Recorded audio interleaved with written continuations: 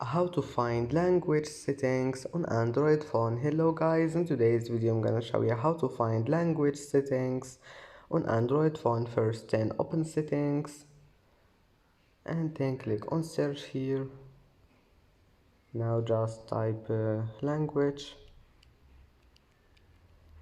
and here we'll find language and region. Click on it,